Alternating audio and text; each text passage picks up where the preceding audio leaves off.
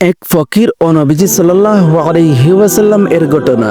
এক ফকির খুব অভাবগ্রস্ত অবস্থায় নবীজি সাল্লাল্লাহু আলাইহি ওয়াসাল্লাম এর দরবারে এসে বলল, ইয়া রাসূলুল্লাহ, আমাকে একটু সাহায্য করুন।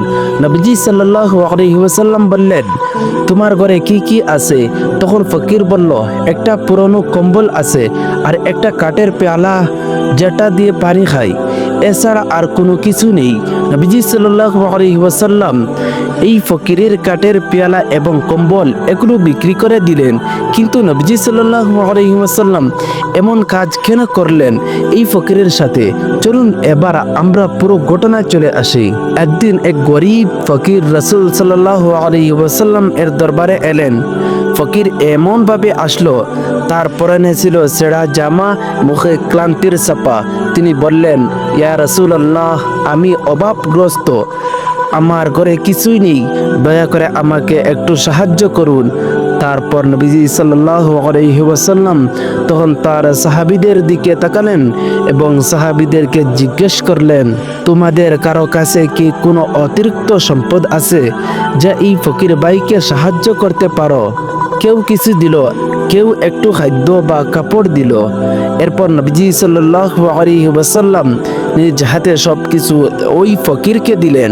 কিন্তু এখানে ঘটনা শেষ নয়।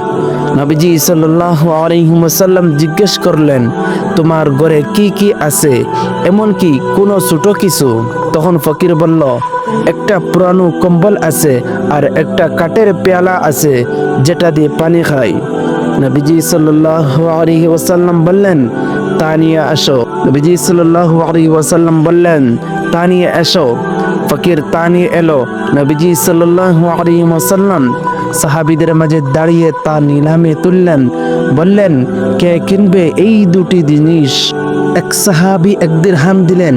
নবীজি সাল্লাল্লাহু আলাইহি ওয়াসাল্লাম আবার বললেন, এক সাহাবী 1 দিরহাম দিলেন।